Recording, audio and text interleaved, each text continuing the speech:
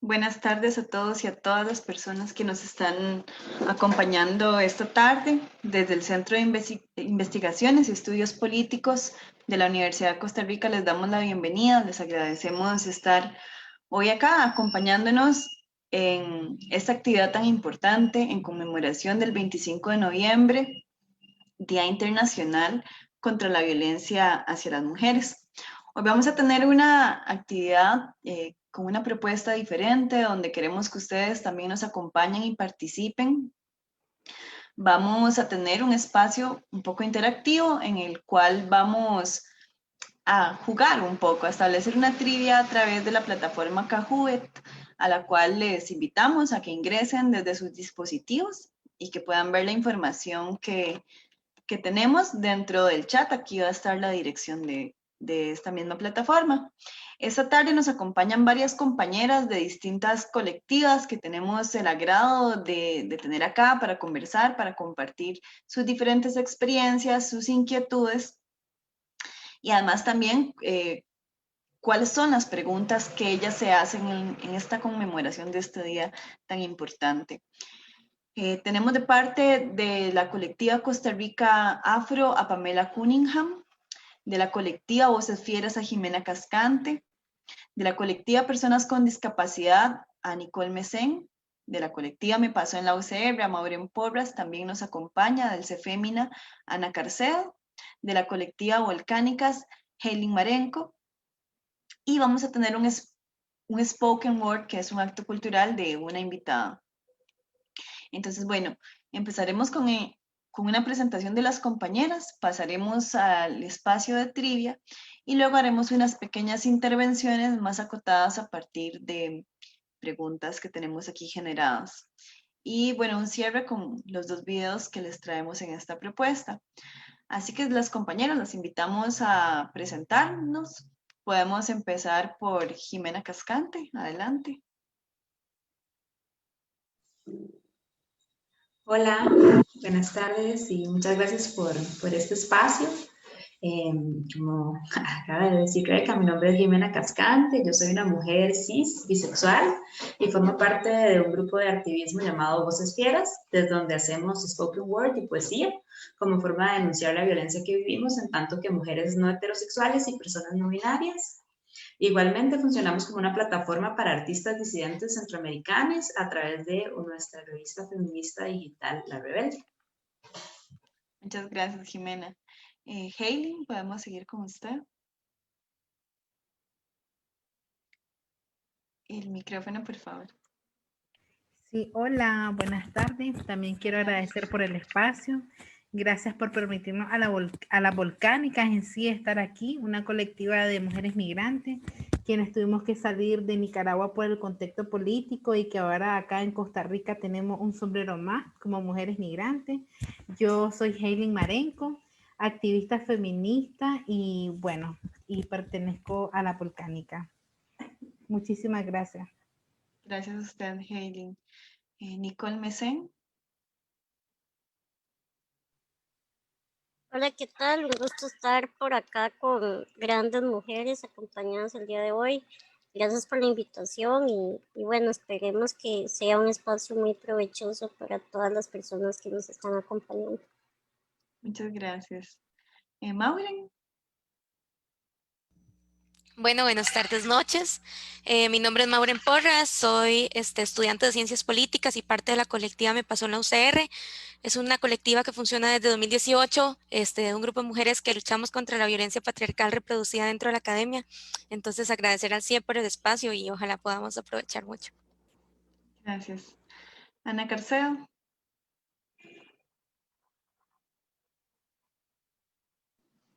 Hola, buenas noches. Soy Ana Carcedo, soy de una organización feminista que tiene ya larga data, que se llama CEFEMINA, Centro Feminista de Información y Acción, y me encanta estar acá con gente, alguna que conozco, otra que no, y siempre me encanta estar con gente nueva. Espero que disfrutemos mucho, que aprendamos mucho esta noche. Bueno, muchas gracias. Bienvenidas todas. Y mi nombre es Rebeca Gu, yo soy investigadora del CIEP y les voy a estar acompañando en esta moderación esta noche, donde las colectivas y las mujeres feministas levantamos la voz por la necesidad de acabar con la impunidad, con la violencia que hay hacia nuestros cuerpos, igual hacia nuestros territorios, a nuestros espacios de autonomía, y exigiendo políticas de Estado, exigiendo un decreto que atienda esta emergencia, de este aumento de violencia que se ha agudizado en estos tiempos de encierro, de pandemia, donde además se ven las vulnerabilidades que sufrimos las mujeres día a día y que además se sufren diferente por clase, por territorio, por condición étnica, por condición también eh, legal y condición de persona migrante. Entonces, bueno, vamos a dar paso a la primera parte. Vamos a iniciar con la trivia. Entonces, con las compañeras, les pedimos que empecemos con la pantalla.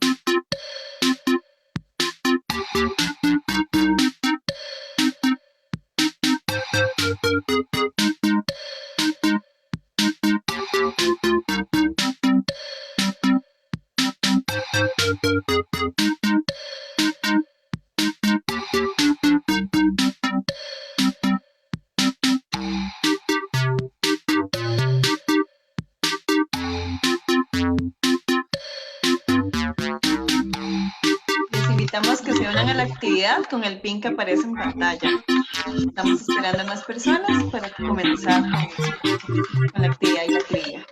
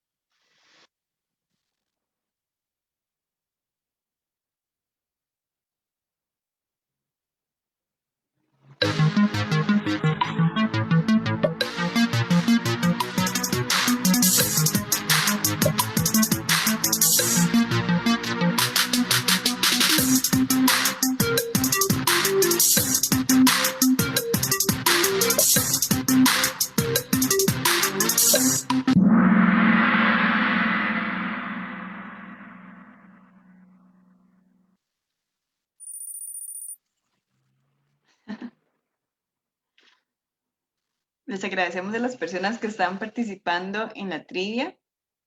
Las compañeras que han propuesto estas preguntas luego nos van a acompañar con las respuestas para las mismas.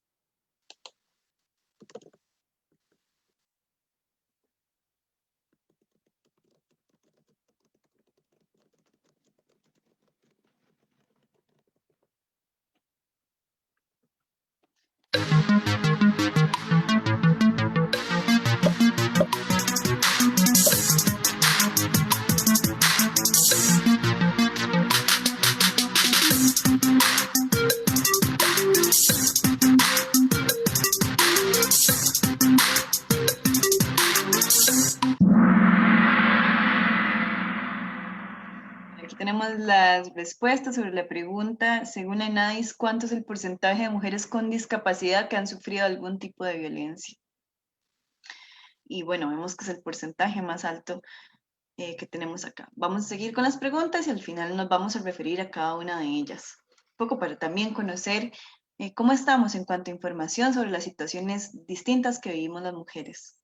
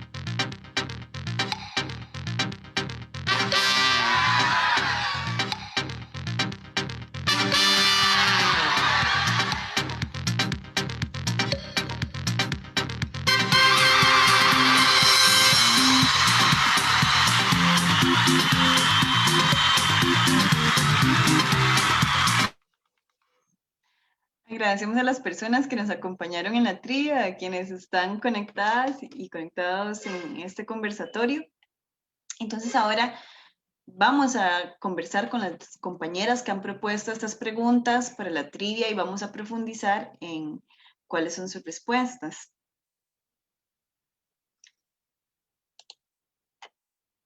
Vamos a empezar entonces con Pamela y la pregunta que nos proponía. Ok, Pamela no se ha podido conectar, entonces vamos a pasar con la pregunta de Jimena Cascante de Voces Fieras. Adelante, Jimena. Gracias. Bueno, sí, la respuesta a la pregunta, como vimos, y que la mayoría se escogió la respuesta correcta, es que en Costa Rica no existe una normativa que castigue los crímenes de odio por orientación sexual o identidad de género. Y aquí entendemos como crímenes de odio cualquier acto de violencia que puede ir desde amenazas, acoso, hostigamiento, insultos, golpes, hasta el extremo del asesinato, en donde se evidencian prejuicios basados, en este caso en específico, por orientación sexual o identidad de género, y en donde el motivo de estos crímenes es el odio o desprecio que siente la persona perpetradora hacia la identidad de la víctima.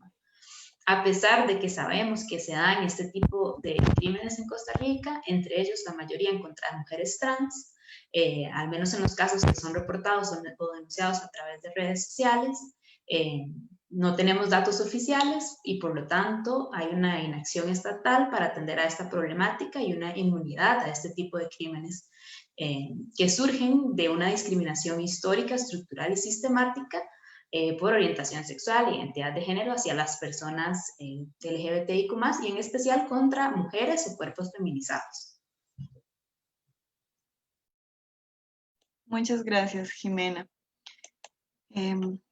Vamos a pasar con la pregunta que nos lanza Nicole, ¿verdad? Nicole, adelante. Vamos a hablar sobre el porcentaje de mujeres que han sido, según el NICE, discriminadas por sus condiciones. Sí, exacto.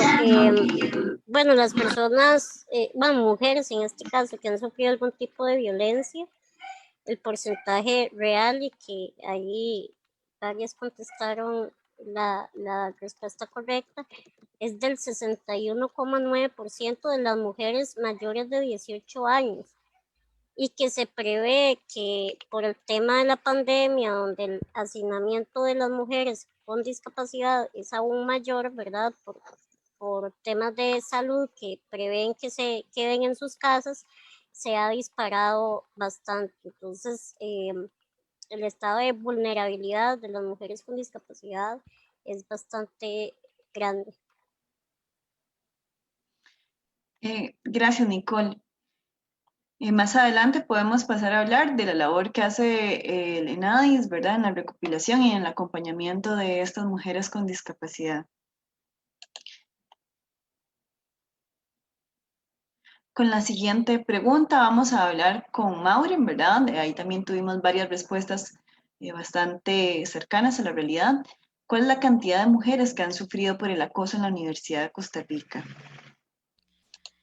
Bueno, primero comentarles que esta información corresponde a un estudio publicado en 2012 por la investigadora y actual coordinadora de la Comisión de la Defensoría contra el Hostigamiento Sexual, Silvia Mesa. En este estudio, ¿verdad? La opción correcta es la A. Explícitamente se obtiene como parte de los resultados de esta investigación que yo les menciono, que del total de mujeres entrevistadas, del total de mujeres entrevistadas, el 21% ha sido víctima de acoso sexual en la universidad. Esto significa que 1 de cada 5 mujeres en el ámbito universitario recibió una conducta de carácter sexual no deseada y que le ha ocasionado una consecuencia negativa, ya sea en su rendimiento laboral, ¿verdad? Escolar, en sus condiciones materiales de empleo o de estudio o en su bienestar en general como persona. Entonces, bueno, la opción C, como tal, pertenece a los resultados en el caso de los hombres. Así podemos ver que la proporción de mujeres que han sufrido violencia sexual en el ámbito universitario es considerablemente superior a la cantidad de porcentaje de hombres, ¿verdad?, en el estudio. A nosotras como colectiva constantemente nos preguntan, ¿verdad? ¿Por qué solamente hablamos de violencia contra las mujeres? Que a los hombres también les pasa y efectivamente eso es una realidad, pero tenemos datos, además de nuestra propia experiencia, que nos dice que la población más afectada son las mujeres y tomando en cuenta el sistema patriarcal, esta misma investigación nos revela que las mujeres fueron hostigadas en un 95,8% de los casos por hombres y en el caso específico de los hombres que han sufrido violencia sexual en su gran mayoría, también han sufrido violencia sexual por otros hombres. Entonces, bueno, esto nos revela que en parte cuál es la situación del hostigamiento sexual en la academia y nos da chance para profundizar en sus diferentes manifestaciones y cómo se sustenta en, ¿verdad?, en una institución que es garante supuestamente de los derechos humanos. Asimismo, es importante problematizar también el hecho de que tengamos información tan desactualizada, ¿verdad? Estamos hablando de un estudio de 2012 y eso nos dice la importancia que le da la universidad a este tipo de temáticas y situaciones. Muchas gracias, Maureen. Vamos a continuar con la pregunta, ¿cómo estamos accediendo a la salud sexual y reproductiva de las mujeres migrantes en Costa Rica? Que es una propuesta de Hailing de Colectiva Volcánicas. Adelante, Hailing. Sí, muchas gracias nuevamente por el espacio, ¿no? Y siendo como la respuesta correcta que nosotras enviamos, ¿no? A nivel de colectivo y por cada una de las situaciones que nos ha pasado, no solo basada en estudios, sino que nos ha pasado por nuestros cuerpos. Yo como Eileen hoy, que estoy acá como una mujer exiliada y solicitante de refugio en Costa Rica, es nulo. Y digo que es nulo porque no solo nos enfrentamos, ¿no?, a cómo accesamos a este tipo de salud, sino que también estamos enfrentándonos a un tema de machismo, pero también la xenofobia está latente y no solo en los ciudadanos de este país, sino como las instituciones también, y que estamos claras de que también para mujeres nacionales de este país es muy difícil poder acceder a estos temas, pero para nosotras es doblemente más difícil cuando venís de un país donde en este momento se sigue en una cuestión política muy difícil para nosotras, pero que, a lo que se está enfrentando Costa Rica, y nosotras no podemos acceder, y no lo digo por mí, sino que lo digo por otras mujeres que están también detrás de mí, y hablando de Volcánicas, ¿no?, donde nos han llegado como muchas solicitudes y muchas demandas también que nosotras quisiéramos poder darle una solución a estos temas, pero no podemos acceder.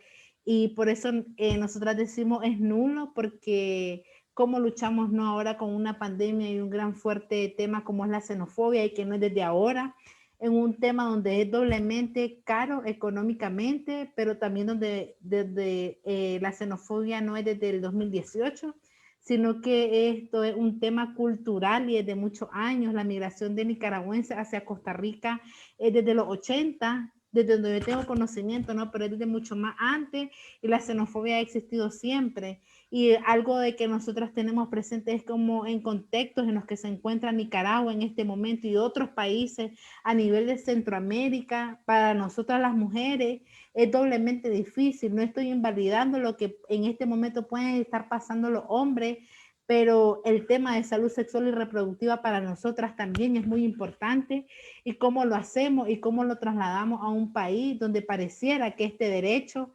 tanto para las nacionales, es nulo, y cómo es doblemente nulo para nosotras quienes somos en este momento mujeres migrantes, solicitantes de refugio y refugiadas en este momento en este país. Entonces, por eso para nosotras este acceso en este momento es nulo. Gracias, Heidi, por compartir estas experiencias de las mujeres migrantes y solicitantes de refugio en nuestro país.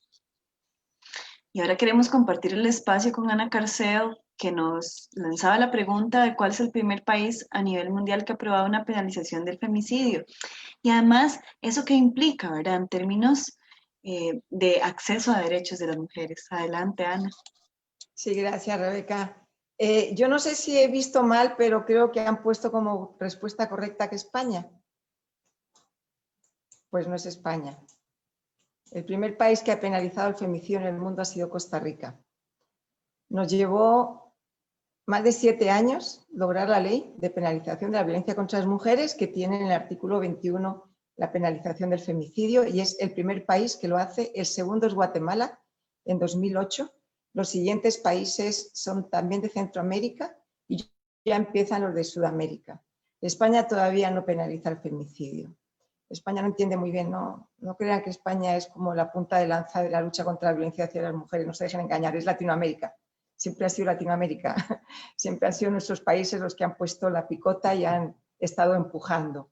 De hecho, la ley nuestra casi fue la primera en el mundo que planteó la violencia contra las mujeres, no violencia doméstica, no violencia intrafamiliar. Fue la primera que dijo: esta ley es para proteger mujeres, no es para proteger hombres y mujeres, no es en la familia, no es en lo doméstico. La violencia contra las mujeres es violencia contra las mujeres, no existe violencia asimétrica.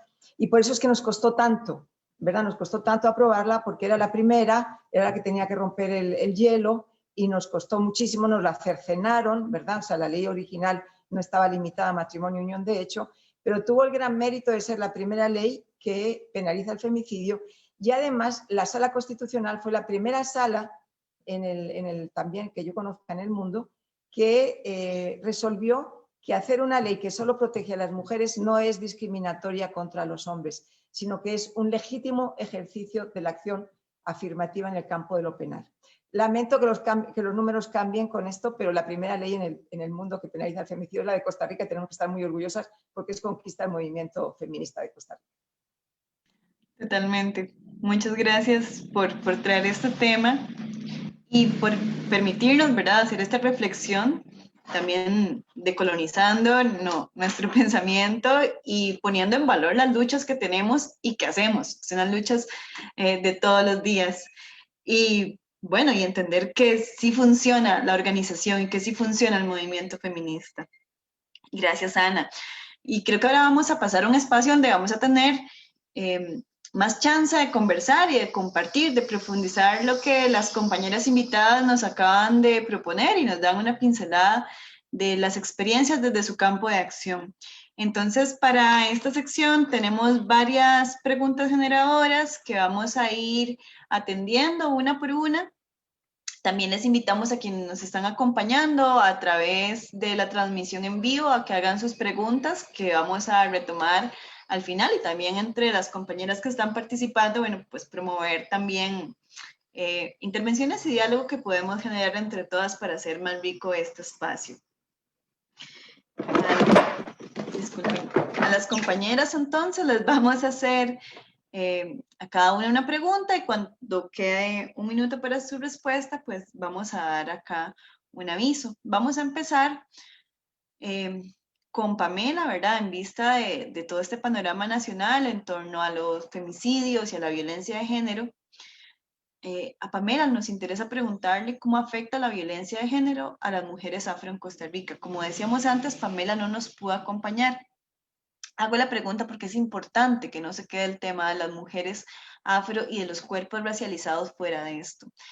Pamela en otro momento nos hará llegar su respuesta y la estaremos compartiendo, pero igual la ponemos acá en valor y en discusión. Entonces pasaríamos con Hailing para saber cómo afecta la violencia de género a las mujeres migrantes nicaragüenses en Costa Rica, ¿verdad? Y que nos pueda profundizar lo que nos acaba de comentar con respecto a la salud sexual y reproductiva, también cómo toca otros ámbitos de las vidas. Adelante, Hailing.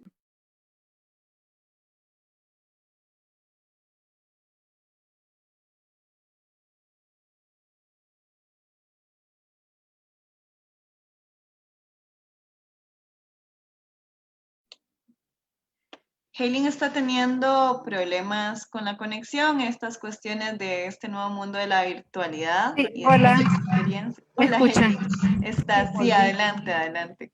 Sí, sí, perdón, he estado del mundo de la tecnología, ¿no? No hay problema. Pero sí, nada, yo creo que esta pregunta me conecta mucho con la primera trivia, ¿no? Que hicimos, cómo afecta la violencia de género más a nosotras las mujeres migrantes, quienes pareciéramos que nuestros derechos quedaron en Nicaragua, en este caso, ¿no? De donde nosotras la colectiva es quienes todas pertenecemos desde Nicaragua, unas venimos hace 20 años y otras sentimos mucho a Nicaragua, pero es otra pandemia también, y más en contextos como nosotras siempre nos preguntamos y hablamos dentro de la colectiva y con otras mujeres, quienes siempre están a nuestro alrededor, es como cómo te enfrentas a una pandemia, a una violencia machista que venís cargando no desde acá, sino desde un país donde es violento, machista y denigrante para nosotras como mujeres, pero luego venir a un país donde te enfrentas a la xenofobia, clasista, racista, homófoba, transfóbica y todo lo que tenga que ver con temas de derechos humanos, no para nosotras, y hablo desde nosotras con un sombrero como mujeres migrantes, quienes tenemos el acceso nulo, y no solo a la salud sexual y reproductiva como lo planteábamos, ¿no? Sino a otros accesos como poder nosotros accesar al trabajo, a la educación. Yo era estudiante universitaria en Nicaragua y nosotras no hemos podido terminar nuestra carrera, ¿no? Pero cómo está latente en un sistema a nivel de Latinoamérica, podría decirlo, ¿no? Un sistema violento, machista, patriarcal, y la xenofobia que no, probablemente no solo aquí, pero las afectaciones son a miles, hablando psicológicamente, económicamente, ¿no? Como mujeres que no hemos podido acceder a trabajos donde nos garanticen todos nuestros derechos, llámese el acceso a un seguro, donde no seamos explotadas, donde podamos tener acceso a la salud sexual y reproductiva, y esta violencia no está ahí latente, presente y continua, y es como a veces nos sentimos desde Volcánica, hemos hablado todo el tiempo cuando te sentías atada de mano, donde estamos ahí, donde no sabemos a qué instituciones poder acceder y hacer este tipo de denuncias, cuando ni siquiera estas instituciones están claras de los temas. En migración, por ejemplo, vos podés ir, y hace poco acompañamos un caso de violencia de una compañera nicaragüense, donde vos fuiste e interpusiste la denuncia, pero no te querían aceptar tu carnet de solicitante de refugio, por ejemplo, donde te decían que no era válido, donde vos no tenés los recursos económicos para poderte mover y poder acceder a todas estas situaciones. Entonces, es un sistema al que nosotras estamos continuamente denunciando y diciéndonos, ¿no?, qué está pasando en este momento con los derechos humanos, más para nosotras las mujeres, que en teoría se dicen que son universales, pero a la hora de la práctica eso no pasa, eso no sucede. Entonces, nada, como dejarlo allí, plantearlo a la gente que nos está viendo, no más que todo nicaragüense, costarricense, cómo estamos haciendo valer estos derechos más de las mujeres y reconocemos y aceptamos y mencionamos que tanto para ustedes ha sido difícil, pero cómo es doblemente difícil para nosotros cuando tenemos un sombrero de mujeres migrantes, cuando somos solicitantes de refugio y cuando este país realmente no es el país donde se dice que los derechos humanos es para todos, para todas y para todos, ¿no? Y hablando específicamente de las mujeres, que es nuestro tema, y por eso desde Volcánica hemos estado denunciando todos los atropellos que hemos recibido, no desde las personas nacionales como individuos, sino de las instituciones que ni siquiera tienen acceso a esta información, o plenamente la xenofobia está ahí latente y perdura, ¿no? Cuando se trata de derechos humanos y más para nosotras las mujeres. Yo creo que por ahí lo dejaría, no me quiero extender más y contestaría como luego las preguntas, ¿no?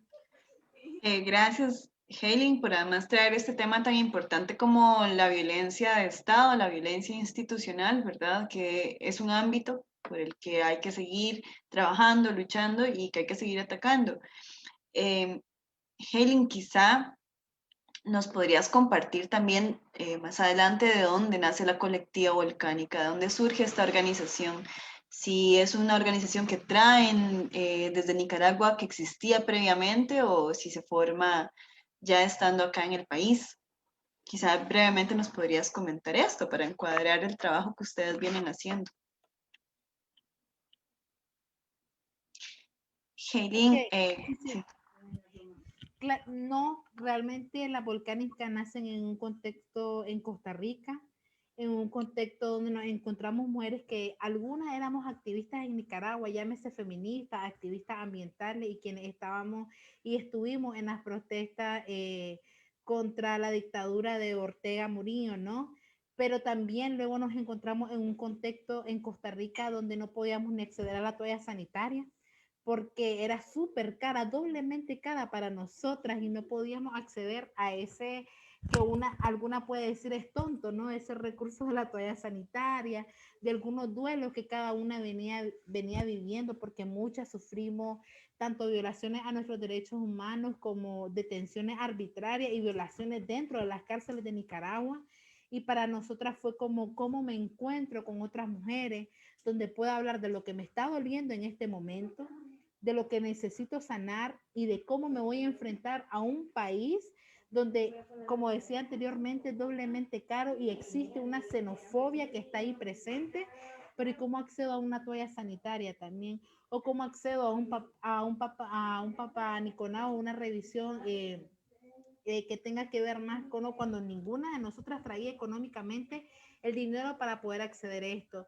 Entonces, Volcánica nace de ese contexto, de donde es para mujeres, dentro de mujeres, donde podamos compartir y hacer este tipo de denuncia. Actualmente en la colectiva somos 12 chavalas, mujeres migrantes exiliadas, quienes tuvimos que salir de Nicaragua por el contexto en el que el país lamentablemente todavía vive bajo una dictadura, pero también cómo nos encontrábamos y luego nos toca otro papel más, y cómo denunciamos también la violencia que estamos viviendo nosotras acá en Costa Rica, sin tema, y ya mencionaba antes que no es nulo el acceso a la salud sexual y reproductiva, a la educación, a un trabajo digno y bien remunerado donde no nos exploten económicamente. Entonces era como, si bien es cierto, las 12 que estamos ahí, algunas nos posicionamos desde nuestros privilegios, porque también haberte declarado feminista y defensora de derechos humanos antes te concede esto, redes con ustedes y con cada una de las que estamos aquí, pero también como somos las voces de otras mujeres que están detrás de nosotras, que vienen en ese contexto a poner denuncias de violencia que hemos estado viviendo, y no solo del Estado, también de nuestras parejas, también desde lo laboral, lo económico y lo social. Entonces es como esa transformación que las volcánicas han venido como recepcionando, pero también nuestras redes sociales, al menos en este momento que vivimos de pandemia, las redes sociales son como nuestra fuente de denuncia, ¿no? Para poder decir en este momento y en este tiempo estamos sufriendo este tipo. Pero sí nacemos acá en Costa Rica bajo este contexto, ¿no? De varios sombreros de denuncia, de defensa y promoción de nuestros derechos humanos como mujeres, ¿no? En un país donde, y lo voy a seguir insistiendo, donde claramente la xenofobia y más cómo la vivimos nosotras como mujeres es doblemente latente como la vive una persona o alguien masculino. Entonces es como tenemos 2 años en Costa Rica y ese ha sido como nuestro trabajo, al menos desde las redes sociales. Y el acompañamiento que le damos a muchas mujeres más migrantes, no específicamente nicaragüenses, porque es como el contacto que tenemos primero, pero sí hemos tenido de denuncias de mujeres salvadoreñas, hondureñas y de todas las personas, ¿no?, que deciden venir a este país para salvaguardar su vida o para sobrevivir económicamente. Muchas gracias por compartirnos esa experiencia de su colectiva. La siguiente pregunta, intervención que queremos realizar es, bueno, para Ana, en el marco de todo el trabajo que usted tiene, Ana, de muchos años como activista feminista, ¿cómo afecta la violencia de género a las mujeres en el ámbito doméstico en Costa Rica, verdad? Y principalmente en este contexto tan fuerte que nos encierra aún más, ¿verdad? Y nos obliga a permanecer mucho más en estos espacios. Sí, bueno, a ver cómo diría. Yo le tengo un poco de rollo a estar siempre hablando de violencia doméstica, ¿verdad? Porque la violencia doméstica, primero, no es lo mismo que violencia contra las mujeres. Cuando se habla de violencia doméstica, ahí parece que cualquiera puede maltratar a cualquiera. No se considera que dentro de la familia hay relaciones desiguales de poder entre hombres y mujeres, entre personas adultas y niños, niñas y adolescentes, etcétera, ¿no? Pero sí que, o sea, digamos, la familia y lo doméstico es uno de los tantos ámbitos que hay en los cuales se puede ejercer violencia contra las mujeres. A mí personalmente me preocupa mucho algo que venimos las feministas de Centroamérica planteando desde el principio de este milenio, y es que hay otros escenarios que se están volviendo cada vez más importantes en términos de violencia contra las mujeres, como puede ser en particular la violencia en las comunidades generadas por diferentes actores, ¿no?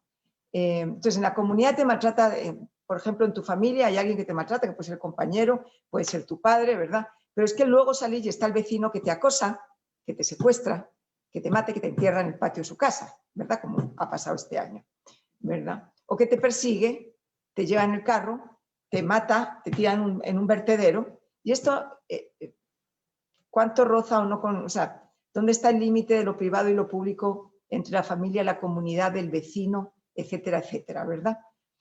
Lo que yo quiero decir es que cuando estamos hablando de violencia doméstica o violencia intrafamiliar, es decir, la violencia que ejerce la gente más cercana, al final es muy difícil ya separarlo de la violencia que están ejerciendo otros hombres que pueden estar en nuestro entorno también cercano, como es el barrio, como la comunidad, que pueden estar ejerciendo contra nosotros. Es más, por ejemplo, a mí me preocupa muchísimo que hay muchísimas chicas jóvenes en este momento en barrios marginados urbanos que tienen como compañeros a chiquillos que son mafiosos desde muy temprana edad. Y entonces ellas los conciben como sus parejas, los ven como sus parejas, como sus novios, pero no se dan cuenta que además de eso son tipos que son altamente peligrosos y que las van a matar. O que las van a utilizar como señuelo para matar a hombres que luego sus compañeros de los que mataron las van a matar a ellas, ¿verdad? Y eso también está pasando en Costa Rica. Costa Rica tiene una vida oculta, ¿verdad?, de deterioro social que genera muchísimas expresiones de violencia que no se quieren ver desde las instituciones, ¿verdad? Y que nos terminan afectando muchísimo a las mujeres en el ámbito local, ¿verdad? Entonces, o tenemos las situaciones como terrible, ¿verdad? Que haya ya contrato de personas sicarias para matar a las que han sido novias compañeras, ¿verdad? Un chico que descubre que su novia de momento está embarazada, la ha dejado él embarazada, pero como él tiene una novia formal, contrata a unos sicarios para que la maten. Es decir, ¿dónde está lo público? ¿Dónde está o sea, esa división que siempre nos han intentado hacer de que lo público y lo privado, en realidad no existe. Igual que tampoco existe frontera para la violencia doméstica o violencia intrafamiliar, ¿verdad? Ni siquiera es un término como muy adecuado. Sí que se dice que en este momento la pandemia, obligándonos a encerrar en las casas, está generando más violencia contra las mujeres. Yo tengo mis dudas sobre eso en el sentido, bueno, primero porque es muy difícil saber esto, ¿verdad? Es muy difícil saberlo. O sea, porque medir estas cosas es muy difícil. Pero en realidad muchos de los femicidios que se han cometido este año no los han cometido parejas, los han cometido acosadores sexuales, ¿verdad? O sea, María Luisa no la ha matado su pareja, tampoco. Han sido 3 cabrones que se pusieron de acuerdo para prácticamente hacer una tortura sexual y matarla, ¿verdad? Entonces, lo que sí que yo creo que ha pasado es que, como cualquier situación de crisis, se exacerba la violencia contra las mujeres. Es decir, y yo tengo que decir que desde o sea, Costa Rica y la institucionalidad en Costa Rica ha hecho algo que en otros países no se ha hecho, que ha sido tratar de seguir dando respuesta y facilitando el acceso de las mujeres a la denuncia, por ejemplo, al apoyo de parte del INAMU, ¿verdad? O sea, que lo han facilitado, cosa que otros países no han hecho, ¿verdad? Lo que pasa que es que la violencia contra las mujeres va más allá de la respuesta estatal, ¿verdad? Es decir, la respuesta estatal es parte de lo que se puede hacer, pero al final de los finales, si los machos no controlan a los machos, perdón, si los hombres no controlan a los machos femicidas, esto no va a terminar nunca, ¿no? Y eso es otra cosa que ha pasado. Ahí sí que yo creo que la posibilidad de las mujeres de protegerse de la violencia que viven, de cualquiera, de la pareja, del padre, del hermano, del vecino, del acosador sexual que pasa por ahí, del jefecillo del grupo de droga que hay en el barrio, la posibilidad de las mujeres de protegerse de eso bajo la pandemia ha sido mucho más difícil. Eso sí que es cierto, o sea, eso sí que yo creo que ha ocurrido, ¿no?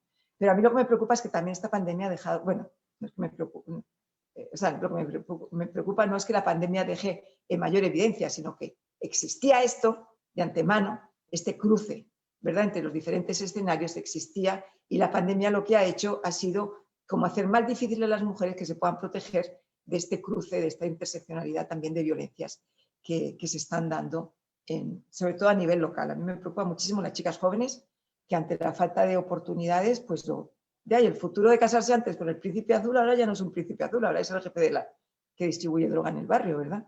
Y entran en unas dinámicas terriblemente peligrosas, ¿verdad?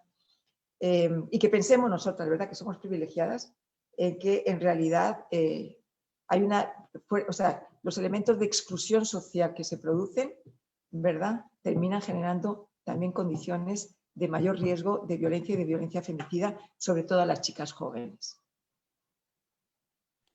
Gracias, Ana, por hacernos estas precisiones conceptuales y además por traer este tema de la exclusión social y la importancia de entender la clase dentro de la vulnerabilidad y las posibilidades de sufrir violencia.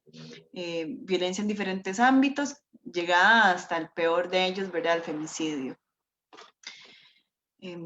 Quisiéramos seguir conversando con Maureen y sobre este mismo tema, ¿verdad? De cómo afecta la violencia de género, preguntarle a Maureen cómo afecta en el caso específico de las mujeres estudiantes universitarias y cómo afecta también este contexto específico de la pandemia.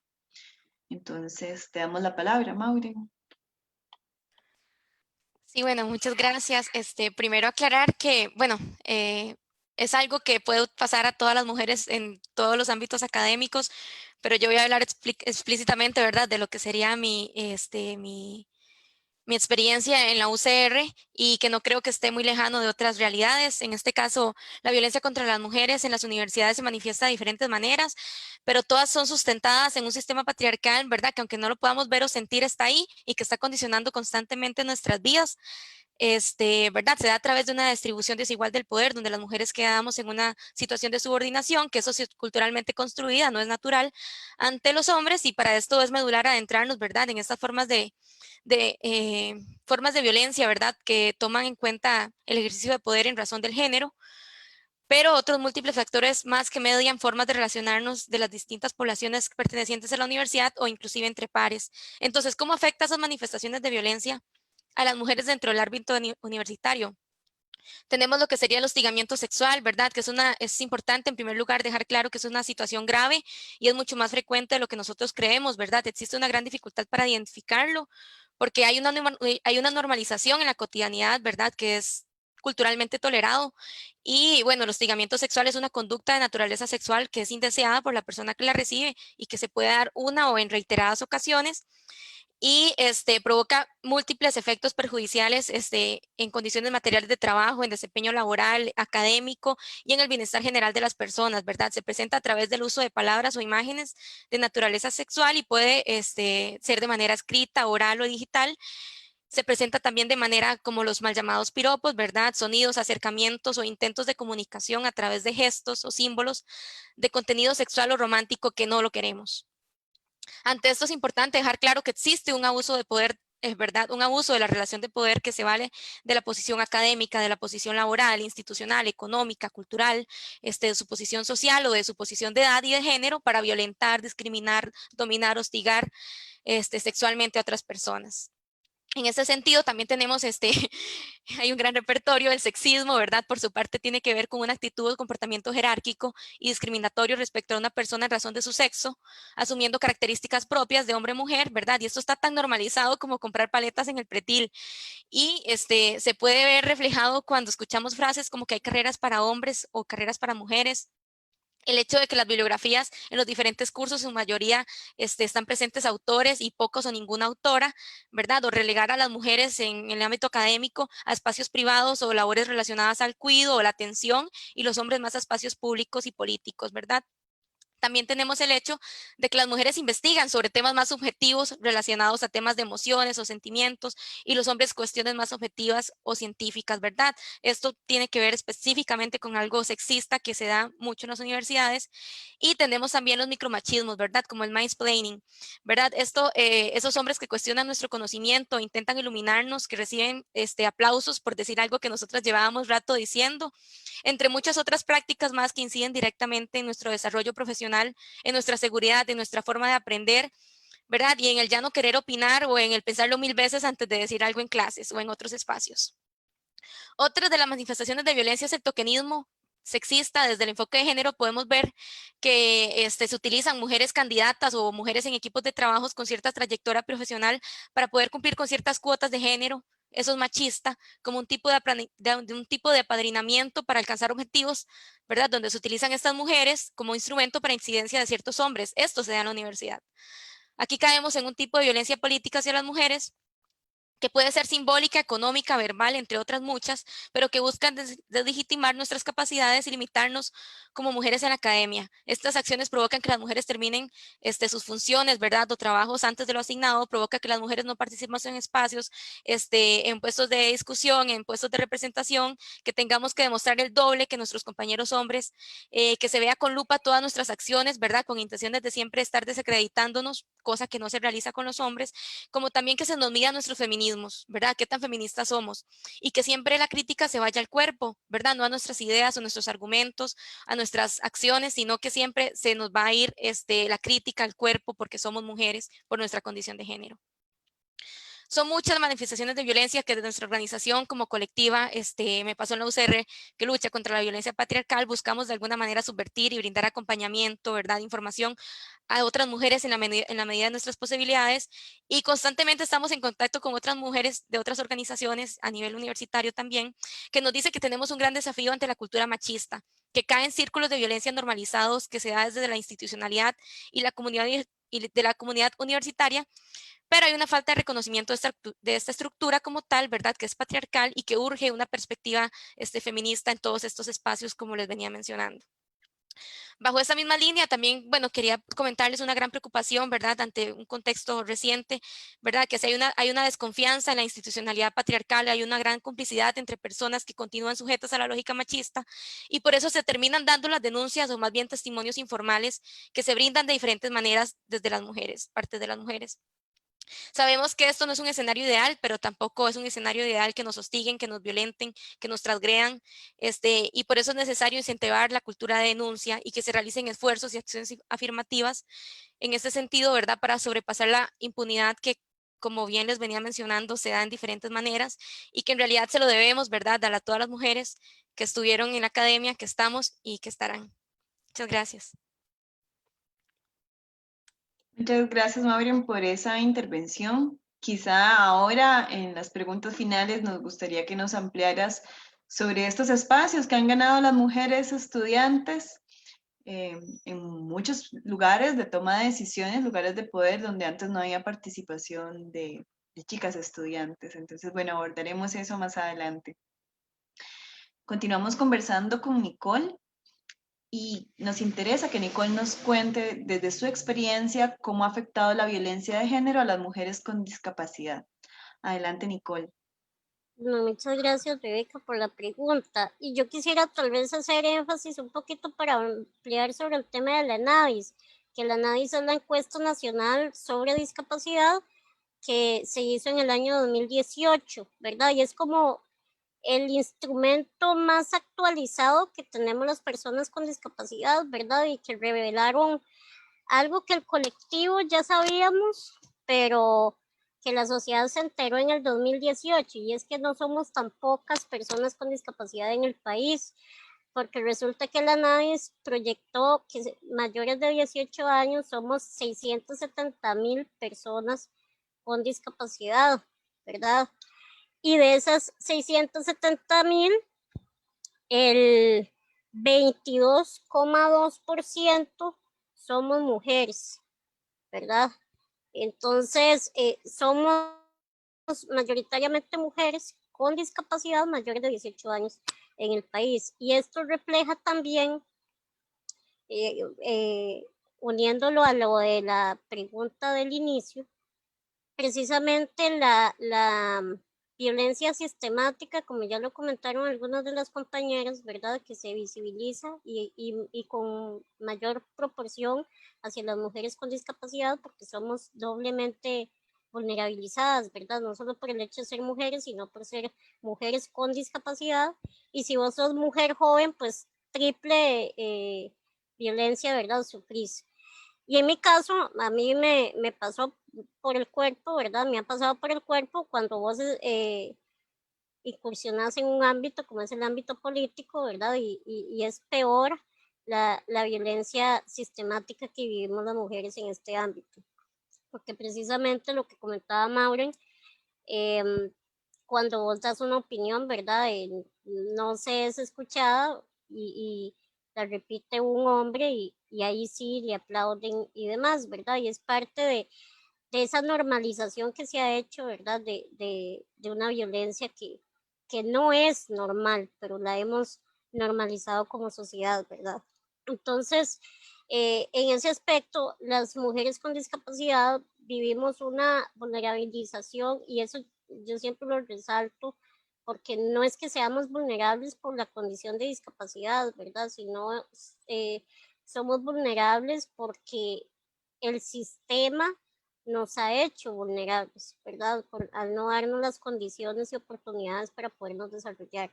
Entonces es importante señalar esto porque cuando una mujer con discapacidad nace, por ejemplo, con una discapacidad, como fue mi caso, a vos el sistema te da un modelo de vida que vos vas a vivir, ¿verdad? No te da otra opción, sino que te dice que vos vas a vivir con asistencialismo para toda la vida, ¿verdad? Y te niegan las oportunidades con mayor afectación a las mujeres, ¿verdad? En temas, por ejemplo, de salud sexual y reproductiva, realmente el acceso de las mujeres con discapacidad es prácticamente nulo, nos pasa igual que a las compañeras migrantes, solicitantes de refugio y refugiadas, porque no existen mecanismos de atención y demás especializados para mujeres con discapacidad.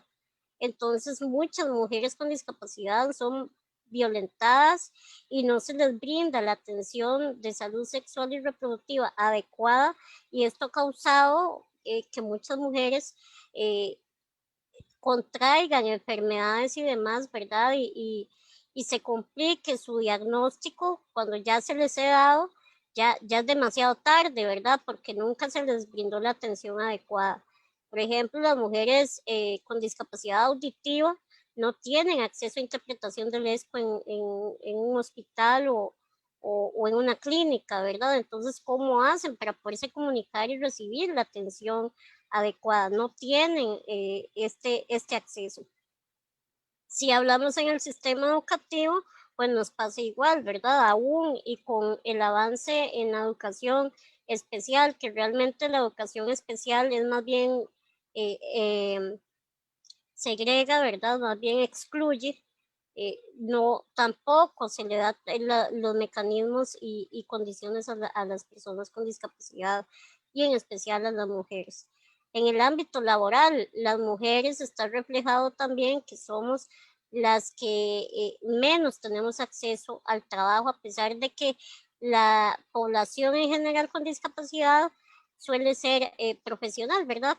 Casi que la mayoría de porcentajes tienen una profesión, sin embargo, la mayoría están desempleadas y de ese porcentaje de mayoría de desempleadas, quienes más se ven golpeadas son las mujeres con discapacidad porque tienen menos acceso a un trabajo. Entonces, esto es un resumen, ¿verdad?, de esa violencia sistemática en diferentes áreas que vivimos las mujeres con discapacidad. Y algo muy curioso que yo les quería compartir el día de hoy es que datos específicos de mujeres con discapacidad prácticamente no hay en el país. Prácticamente no existen datos que reflejen la situación de las mujeres con discapacidad. El único dato así más reciente y con el que evidencia un poco, porque no es del todo, ¿verdad?, la realidad de las mujeres con discapacidad es precisamente lo que les compartí hoy de la encuesta nacional sobre discapacidad. Entonces esto refleja que prácticamente para el sistema y para la sociedad no somos tan importantes las mujeres con discapacidad, ¿verdad?, a pesar de que somos el 22,2% de las más de 670,000 personas con discapacidad del país. Entonces, esto es algo que nos debe de hacer un llamado a la conciencia, ¿verdad?, y un llamado a realmente empezar a trabajar el tema de las mujeres con discapacidad. Muchas gracias, Nicole. Quizá al finalizar este segmento, después de la última intervención de las compañeras, nos podrías contar de cómo se han organizado las mujeres con discapacidad en torno a la lucha por sus derechos, ¿verdad? Y cómo desde un activismo y una identificación, ya sea nombrándose como feministas o simplemente haciendo un trabajo por los derechos de las mujeres, ¿verdad? Porque no necesariamente las mujeres que trabajamos por nuestros derechos necesariamente nos nombramos como feministas, ¿verdad? Cambia según el contexto. Entonces, nos gustaría que ahorita te refirieras a eso. Y damos mientras tanto paso a la última intervención de las compañeras, donde nos gustaría que Jimena nos cuente también cómo ha sido esta afectación de violencia de género a las mujeres y a los cuerpos disidentes, ¿verdad? A todas las personas sexualmente diversas que no se identifican con esta norma, con estas imposiciones y normalizaciones que también nos tocaba ahora y traía a la mesa Nicole. Entonces, adelante, Jimena. Gracias. Sí, bueno, yo quería enfocarme tal vez ahorita más un poco en el tema de los crímenes de odio, como lo hablamos, lo introdujimos en la parte de las preguntas, ya que es un tipo de violencia que afecta específicamente, bueno, a los cuerpos disidentes sexuales en general y particularmente a las mujeres y a los cuerpos feminizados. Los datos a los que me voy a referir me baso en un documento que se llama Crímenes de odio por orientación sexual e identidad de género real o percibida en Costa Rica, que es una investigación que realizaron Larissa Arroyo y Michelle Jones. Sin embargo, antes de empezar a referirme a esto, también quiero hacer énfasis, y creo que hago eco un poco a lo que decía Nicole antes, en que cualquier tipo de violencia, la incidencia y la vulnerabilidad a ser víctima de violencia aumenta cuando agregamos otra categoría, ¿verdad? Cuando se es además, lo que hablaba también Helen, cuando se es una mujer migrante, una mujer con discapacidad, una mujer trans, una mujer lesbiana, una mujer bisexual, indígena, rural, etcétera, ¿verdad? O sea, sí quiero hacer énfasis de que no, o sea, no es que solamente haya un tipo de violencia que nos afecta, sino que estas categorías, ¿verdad?, se intersecan y hacen que la incidencia aumente y la vulnerabilidad aumente.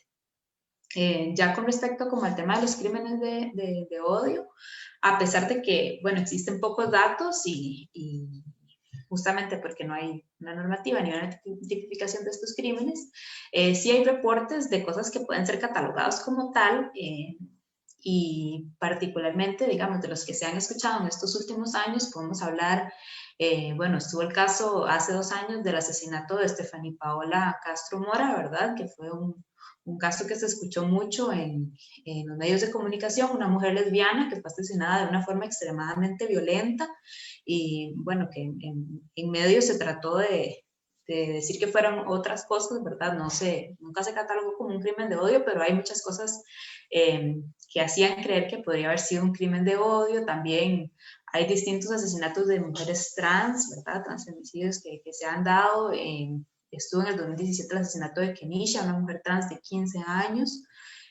También el asesinato de María Paula Murillo Reyes en el 2019, una mujer trans. Estos fueron casos de mujeres trans que fueron asesinadas de una forma muy violenta.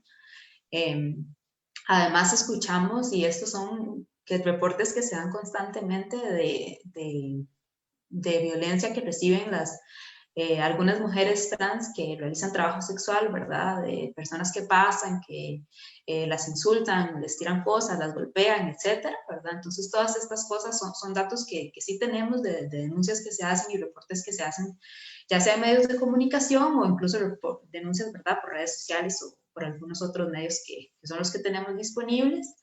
Además, yo quiero también hablar, por ejemplo, durante la campaña de Fabricio Alvarado se reportaron muchos casos, hubo por lo menos un aumento de denuncias de casos de violencia contra personas disidentes sexuales. Y justamente creo que esto es importante porque el tema es que dependiendo de estos discursos, ¿verdad?, que se dan por parte de personas que están en el poder o de qué partido llegue a la presidencia o a la Asamblea Legislativa, vemos como esos discursos pueden incentivar e incrementar el número de crímenes de odio que quedan impunes.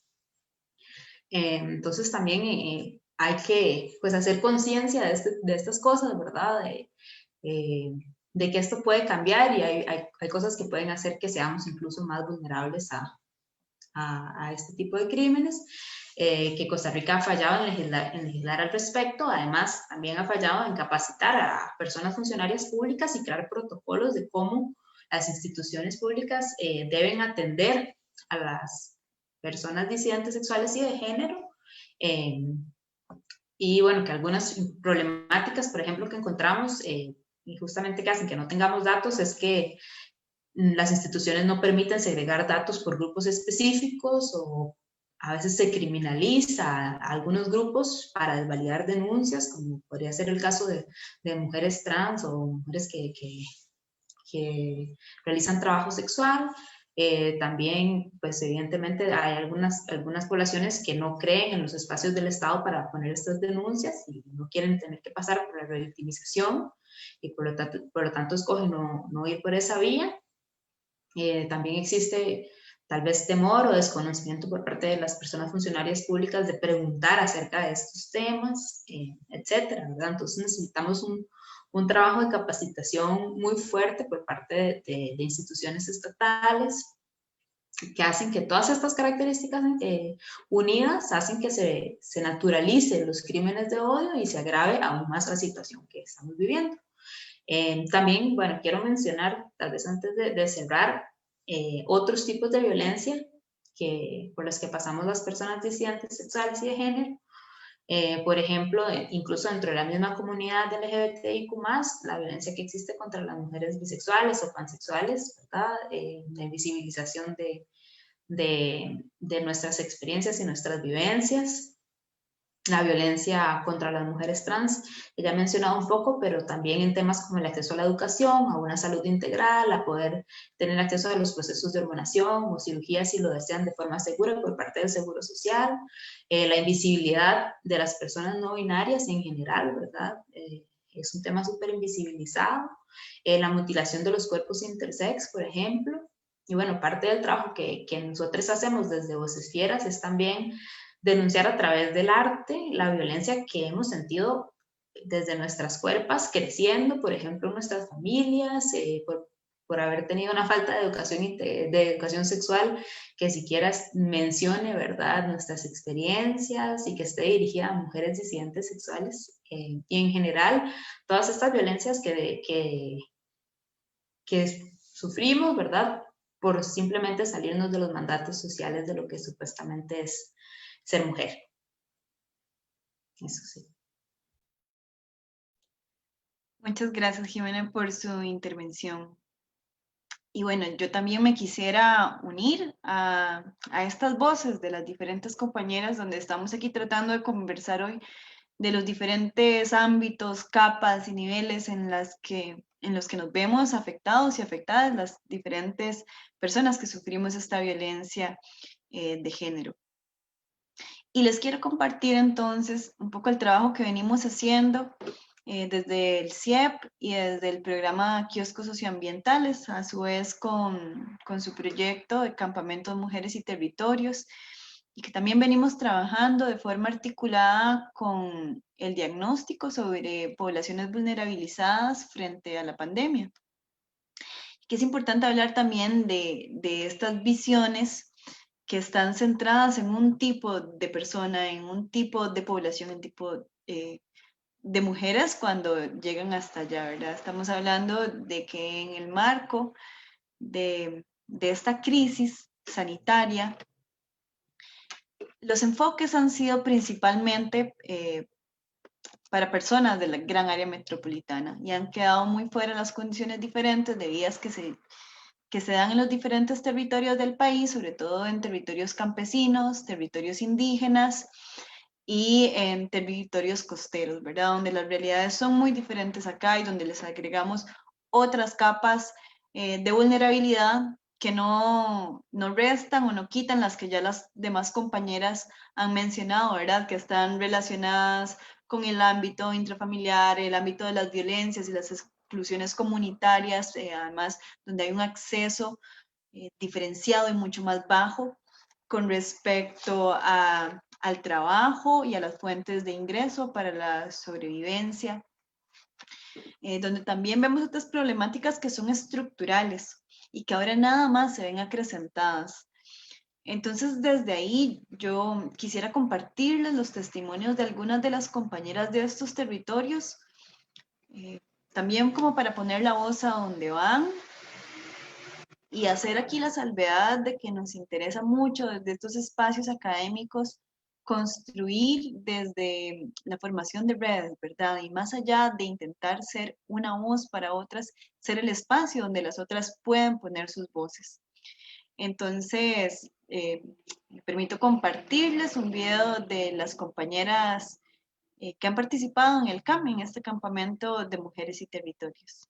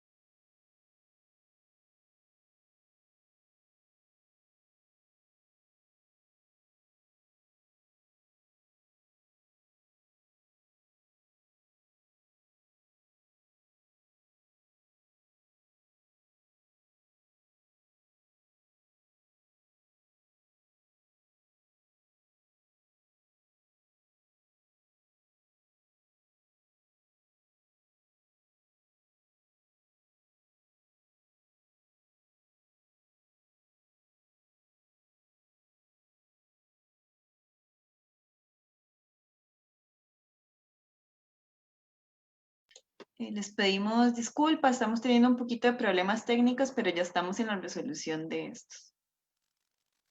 Mi nombre es Francisca Inés Wilson Santana, vivo en la zona norte de acá de Costa Rica, en un cantón que se llama Upala. Tenemos que cultivar la tierra, aunque sea en poco espacio, porque el campesinado y sobre todo las mujeres lo que no tenemos es tierra suficiente para sembrar. Las tierras están acaparadas, las tienen otras personas, empresas grandes, y a nosotras nos queda poco espacio. Además de eso, las mujeres no somos dueñas de la tierra en la mayoría de los casos, porque la tierra la tienen más que todo los hombres. Y si por casualidad la tiene la mujer a su nombre, es el hombre el que dispone pone de la tierra y no nosotras. Pero las que sí podemos, como es mi caso, que tengo una granja de 1/4 de manzana, entonces la aprovechamos, le sembramos ahí lo que quepa y la estamos cuidando, mi familia y yo, en este caso mis hijos y yo, y entonces aquí estamos bien, por dicha, gracias al Señor. Pasen buen día. Hola, mi nombre es Adriana Fernández, soy vecina del territorio indígena Chinaquichá, también soy parte de la recuperación Sequeiru Casca. Este año ha sido un año con mucha dificultad, porque se vino el 7 de marzo el ataque directo a las recuperaciones. Unos compañeros perdieron sus casitas y también sus bienes que tenían. Y luego se sigue dando lo que son las amenazas y señalamiento hacia las recuperaciones. También se dio hace poco lo que fue la nueva recuperación de Yuisenaglo. Los compañeros, desde que se inició la recuperación, han tenido constantes amenazas. Hace poco, no me acuerdo la fecha exacta, pero hubo un ataque directo a los compañeros de Yui, donde salieron unos compañeros golpeados, hasta hubo uno que tuvo un golpe muy fuerte en la cabeza. En ese momento había una adulta mayor y niños menores de edad. Y luego se viene dando esto de los casos positivos de COVID.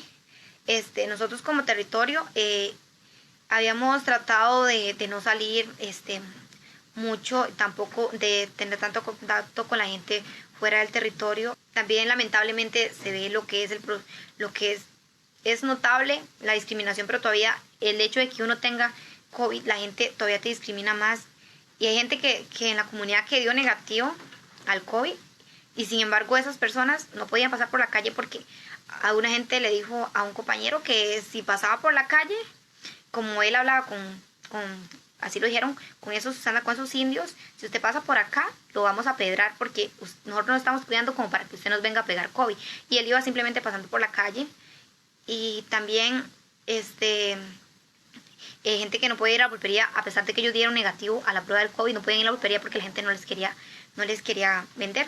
Son casos, uno de los pocos casos que se viven en la comunidad, porque se sigue viendo lo que somos súper discriminados y la gente nos ve súper mal porque por el simple hecho de ser indígenas es que nos dio COVID. No sabemos, ni ellos saben de dónde vinieron para que estén haciendo señalamientos y criticándonos, burlándose, diciéndonos lo peor en ese momento, porque tal vez hay personas que no la están pasando bien y eso no lo ven ellos, sino simplemente se dedican a criticarte, a señalarte y a burlarse de todo lo que está pasando en la comunidad. Mi nombre es Katia María Cruz Espinosa, vecina de la comunidad de La Carpio durante 27 años y miembro de la cooperativa de propiedad colectiva y ayuda mutua Juventud en RL. A través de estos años en esta comunidad ha surgido una crisis que sé que es mundial por lo de la pandemia del COVID-19. Acá las mujeres han tenido que perder su trabajo o le acortan el horario o por circunstancias familiares, su pareja o su esposo han tenido que dejar de trabajar o igual le cortan horas. En el caso personal, a mí lo que hizo el lugar donde yo colaboro fue que me quedara en la casa trabajando y desgraciadamente a mí me dio COVID-19 y después de tenerlo tuve consecuencias de salud. Me falta el aire, la respiración y sobre todo lo que yo puedo decir en estos momentos es que las mujeres hemos sido discriminadas y afectadas, especialmente por las propias parejas que al estar en la casa surgen los conflictos familiares y ha afectado a toda la comunidad, principalmente a las mujeres que han tenido que hacer trabajos en sus propias casas, principalmente hacer comida para vender, para poder subsistir, porque al quedarse sin trabajo, las mujeres tienen que ver cómo mantienen a sus familias. Entonces, ha sido una ventaja por un lado, porque han podido hacer su negocito con la comida, pero también una desventaja porque han tenido que perder sus trabajos por esta situación que es mundial.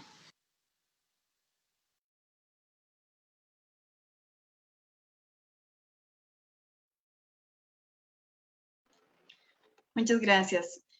Y bueno, agradecemos también a las compañeras de estos proyectos que nos han proporcionado los videos y que nos han permitido también conocer un poco de la realidad de todas estas mujeres y entender cómo estas violencias se extienden desde los territorios hasta nuestros cuerpos, que son dos espacios que no podemos cortar y que además también hay diferentes ejes, canales que nos atraviesan todos los días.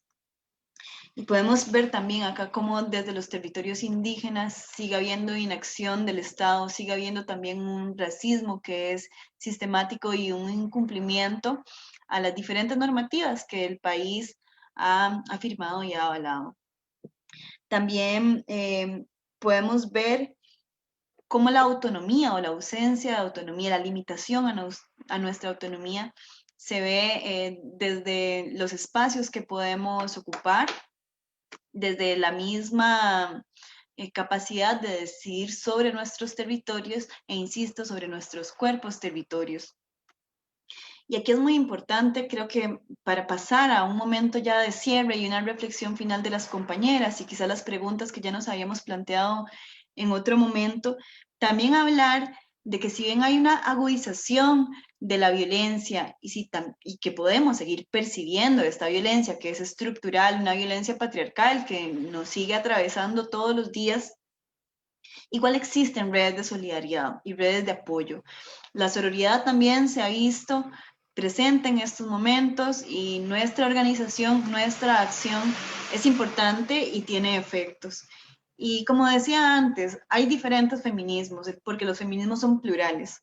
Y podemos ver desde los feminismos comunitarios que no pasan por la teoría, que no pasan por la academia, que a veces ni siquiera pasan por el espacio de enunciación como mujer feminista, como también surgen muchas estrategias. Y esas estrategias son los espacios de esperanza con los que construimos día a día y desde donde también resistimos y hacemos espacios de protección y de defensa de nosotras mismas. Entonces, bueno, como un espacio de cierre, les pedimos a las compañeras quizá que en 2, 3 minutos puedan darnos una última impresión sobre las temáticas que hemos venido conversando, también sobre lo que han puesto las demás compañeras y agradecerles también la participación que han tenido durante esta tarde. Entonces, podríamos empezar por Jimena. Claro, sí. Bueno, ahora también viendo el video estaba pensando un poco en tanto que mujeres disidentes sexuales y de género, ¿verdad? ¿Qué pasa ahora durante la pandemia, verdad? Que tal vez eso yo no lo traje a colación anteriormente. Sin embargo, en conversación, digamos, con otras colectivas que trabajan estos temas, hay una preocupación muy grande de perder estos espacios de encuentro, ¿verdad? Porque que son tan importantes, ¿verdad? Como refugio para las personas, sobre todo en etapa adolescente, tal vez, que en sus casas tal vez no pueden salir del closet, ¿verdad? O no son aceptadas por su orientación sexual o su identidad de género, y que han perdido ahora los espacios en donde podían ir y encontrarse ¿verdad? Con personas que les entendían y en donde podían ser ellas mismas, ¿verdad? Como perder estos espacios durante la pandemia, donde ahora pues virtualmente no es lo mismo, porque a veces no tenemos el privilegio de tener un cuarto en donde nadie nos escuche, ¿verdad? No podemos pedirle a la gente que nos llame por nuestro nombre, por el nombre que queremos ser llamadas, o simplemente poder hablar de la violencia que estamos sufriendo, ¿verdad? En nuestras familias, en nuestras casas, etcétera. Entonces, como la importancia creo que tienen, ¿verdad? Los espacios en donde sí podemos refugiarnos y cómo podemos hacer para llegar a las personas que están sufriendo estas violencias en sus casas y que ahora han perdido esos espacios de poder encontrarse, ¿verdad? Y poder ser ellas mismas. No sé, como que ahora viendo el video también estaba pensando un poco en esto, en cómo nos ha afectado la pandemia, en tanto que cuerpos que no podemos normalmente ser al 100% en nuestros ambientes familiares. Entonces quería también traer esa reflexión al espacio.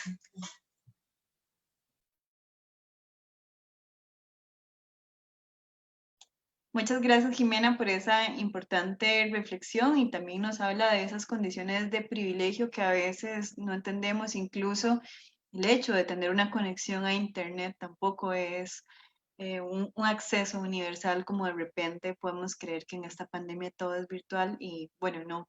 También hay mucha gente que sigue en la calle, en sus trabajos, y hay otras personas que siguen aisladas sin posibilidad de un contacto tan pronto como fuera necesario. Maureen, te damos la palabra. Sí, muchas gracias. Primero quisiera referirme al video que acaban de proyectarnos, ¿verdad? Es imposible no comentar algo al respecto y agradecerle al CIE por hacer ese tipo de proyectos y, como ustedes dicen, ser un espacio, ¿verdad? Para que esas mujeres puedan dar una voz sobre sus vivencias, ¿verdad? Y de cómo en este momento, digamos, la pandemia COVID-19 ha impactado socioeconómicamente sus vidas, ¿verdad? Específicamente, como ellas dicen, el hecho de ser mujeres y cómo me imagino que sea, bueno, también lo he vivido, ¿verdad? Con mi familia y otras mujeres que conozco, cómo se ha duplicado o triplicado su trabajo, ¿verdad? En comparación con los hombres, que como ellas dicen, no tienen acceso a tierra, tienen que trabajar mucho en casa, que si tienen hijos tienen que, ¿verdad? Que atenderlos, que la escuela, que, bueno, son situaciones que la pandemia como tal vino, como dicen, no vino simplemente a visibilizar un escenario de disparidad social que ya existía, ¿verdad? No precisamente viene a que se rompe ahorita, sino que viene a evidenciarlo porque ya existía y acelerar también la crisis de verdad del sistema de cuidados que tenemos y que ya la tenemos encima. Con esto también quisiera referirme a lo que me mencionaba antes Rebeca, con, ¿verdad? De cómo las mujeres, bueno, en este caso con el tema que les venía hablando anteriormente, las mujeres en la academia han ganado los espacios de toma de decisión y demás espacios de representación, y es cierto, son más los espacios que las mujeres hemos logrado tener y no ha sido fácil ni ha sido regalado, ha sido luchado durante mucho tiempo y también es herencia de otras mujeres que anteriormente lo trabajaron. Sí, digamos, sí han habido un aumento, ¿verdad? De mujeres en puestos de representación. Hablamos de verdad de 2 mujeres presidentas de la Federación de Estudiantes, seguidamente, ¿verdad? Y en un total han sido muy pocas las mujeres que han sido presidentas de la Federación. Mujeres que han llevado la batuta de luchas, por ejemplo, el año pasado, en las tomas de las diferentes sedes y edificios de la Universidad de Costa Rica, ¿verdad? Las llevaban las mujeres, específicamente hablando de la situación de la sede de Guanacaste.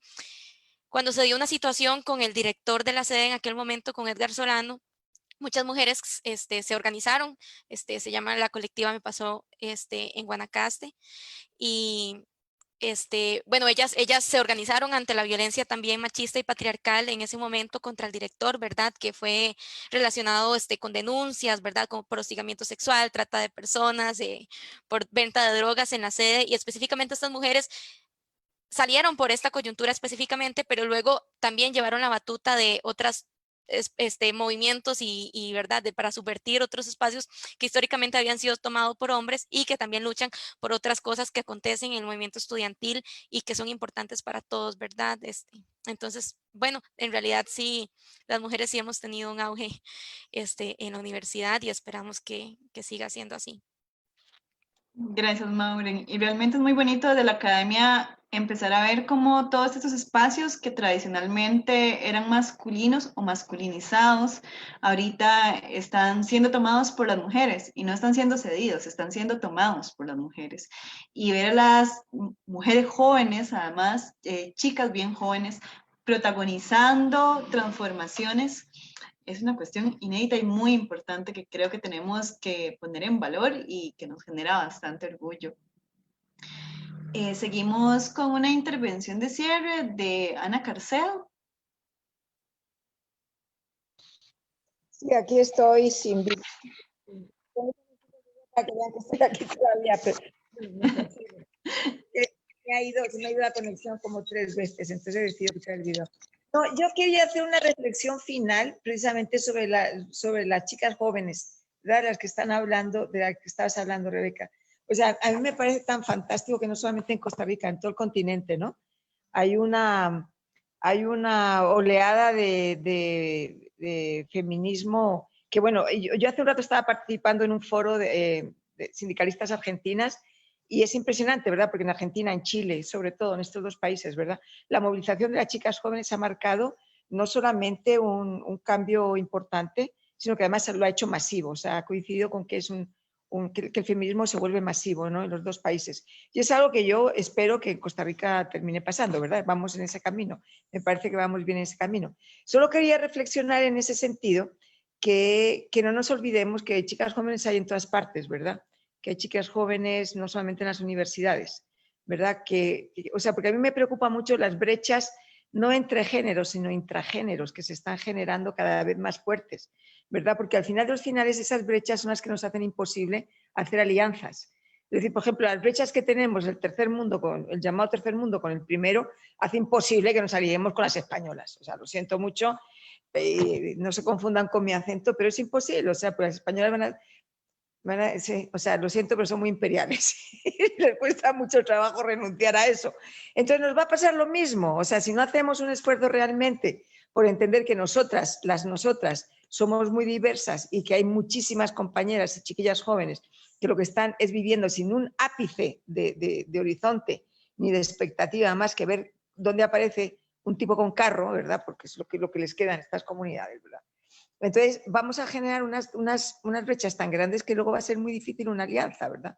Entonces esa es mi preocupación, es una de las tantas preocupaciones que yo tengo desde hace rato, ¿verdad? Porque yo siempre digo que al final los derechos que hemos conquistado, llamémosle conquista, que yo no creo que sean conquistas, los derechos supuestamente conquistados en Costa Rica para las mujeres son para las de clase media, son para nosotras. En realidad fuera de eso, no. No, porque las chicas no van a estudiar, esas chicas no van a estudiar, no van a conseguir en áreas rurales, las chicas estudiando ¿qué? Ingeniería. Ah, me río yo, ¿no? No van a conseguir un trabajo decente, no van a conseguir la llamada autonomía económica, van a seguir dependiendo y es tremendo, ¿verdad? O sea, porque si no hacemos algo muy serio, los programas y las iniciativas que hay para apoyarlas y no sé qué, bueno, ¿qué es lo que duran? Duran hasta el primer embarazo o el segundo embarazo y se acabó, y luego ya entran en la rutina de mujeres absolutamente carentes de otras oportunidades, ¿no? Entonces yo creo que sí, o sea, preocupémonos porque haya oportunidades también para las otras y porque haya puentes también con las otras, ¿verdad? Pero contentísima de que haya tanta gente joven, no importa que sean de universidades. Y mañana a la marcha todo el mundo. Espero que no llueva. Claro, muchas gracias por esa reflexión y sí, importante seguir pensando cómo construimos puentes y cómo seguimos hablando de la diversidad, porque un movimiento que no reconozca esa diversidad es un movimiento que está destinado a la ruptura, ¿verdad? Y que está destinado a la exclusión de personas y eso siempre es un fracaso. Cuando no hay derechos para todas, pues entonces son derechos que terminan siendo muy limitados y terminan construyendo más privilegios. Cerramos con la intervención de Hailing, porque la compañera a la cual le agradecemos también de esta colectiva de mujeres discapacitadas se ha tenido que retirar. Entonces cerraremos con Hailing. Adelante.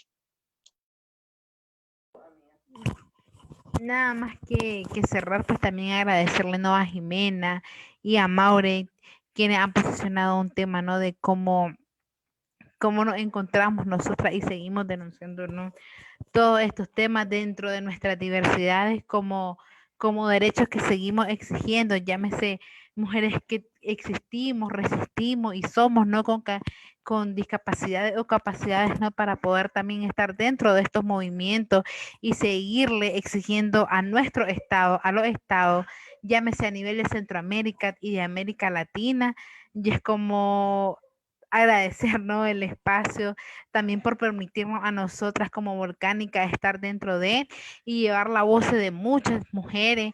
En el 2018 éramos 80,000 solicitantes de refugio, de los cuales menos de la mitad éramos mujeres, mujeres jóvenes, quienes estábamos solicitando refugio en este país y quienes estamos y seguimos después de 2 años enfrentándonos a muchas situaciones de discriminación y violación a nuestros derechos humanos.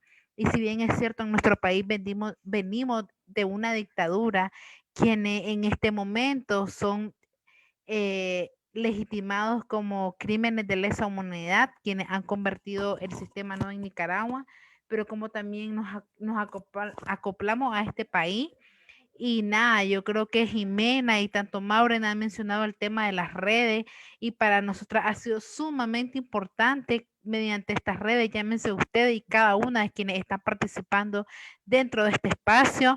Las redes a nosotros nos han ayudado un montón para poder entender este proceso en este país, pero también para nosotras podernos reinsertar a este sistema de que para muchas era desconocido totalmente, pero como estas redes también, hoy poder estar en este conversatorio también y ser una voz de eso, lo agradecemos un montón y que seamos esas voces de esas mujeres que estamos detrás, ¿no? De quienes estamos siendo violentadas y reconocemos y mencionamos, como lo he venido diciendo en todo el conversatorio, que también para ustedes ha sido difícil esta lucha, pero que también como las redes han sido ese tejido de poder seguir denunciando y podernos acuerparnos, ¿no? Nosotras hemos encontrado en Costa Rica, si bien es cierto, redes que nos han acuerpado un montón en muchos temas y que nos hemos sentido parte de también 2 años que mañana cumplimos de marchar en este país, porque realmente en Nicaragua no podemos. Mañana las mujeres de Nicaragua no van a poder salir a marchar y poder seguir denunciando la violencia estatal, porque en Nicaragua está totalmente prohibido poder marchar. Si vos marchás o llevas una bandera de Nicaragua es para que te lleven presa o preso, pero estos 2 años nosotros nos hemos sentido acuerpadas, al menos por las colectivas, quienes son ustedes, no tanto por el Estado, sino por ustedes, las colectivas que siguen luchando y resistiendo desde este país. Entonces quisiera aprovechar como el espacio, ¿no?, para agradecerle a ustedes el espacio y el espacio que nos permiten mañana también para poder marchar y poder seguir denunciando la violencia que vivimos tanto en Nicaragua y como en este país que es doblemente xenófobo y discriminatorio para nosotras como mujeres jóvenes, migrantes, solicitantes de refugio y refugiadas en Costa Rica. Y por ahí me quedaría. Muchas gracias, Hailing, gracias Jimena, Maureen, Ana y a Nicole que se retiró, también a Pamela que al final no nos pudo acompañar por cuestiones de salud, también a todas las personas que nos están escuchando y viendo esta transmisión. Hemos hablado de temas muy interesantes, de cómo estas violencias tienen diferentes capas y niveles y nos atraviesan nuestros cuerpos, como hay toda una estructura y una historia que racializa los cuerpos, que les da más valor a partir del lugar donde nacieron las personas, que intenta imponer y normalizar desde diferentes discursos hegemónicos que deja por fuera todas las disidencias, sean sexuales, sean de género, sean de todos los diferentes espectros que estamos trabajando, como incluso en los espacios como en las universidades, donde se supone que somos la punta de lanza de estas discusiones y de estas luchas, también se reproducen fuertemente. Y como hay un componente de clase, además, que es necesario tener en cuenta para establecer puentes y construir desde esa diferencia, desde esas condiciones distintas, que además se notan en este continuo cuerpo-territorio con las mujeres que no son del área central, las mujeres de territorios indígenas, de territorios costeros, de territorios rurales en general. Y también algo que mencionaba ahora Jimena que es muy importante y quiero rescatar, también el papel del arte o el papel de diferentes prácticas de encuentro para poder empezar a construir otros tejidos, para empezar a hacer una sanación más colectiva, pero además para fortalecer los procesos organizativos que siguen siendo súper necesarios, ¿verdad? Porque como decía ahora Ana, nuestros derechos no son conquistas. Y no solo no son conquistas en el sentido de que solo abarcan a una parte de la población, tampoco para las clases medias están seguros.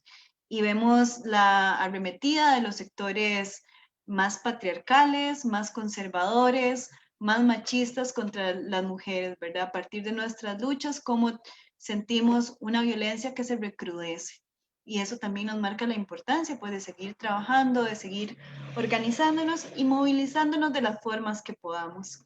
Entonces, desde esta invitación a seguir construyendo juntas, juntos también los hombres asumiendo su responsabilidad frente al machismo y juntes, que podamos seguir en estos procesos más transformadores. Muchas gracias a todos y a todas por acompañarnos y que tengan buenas noches.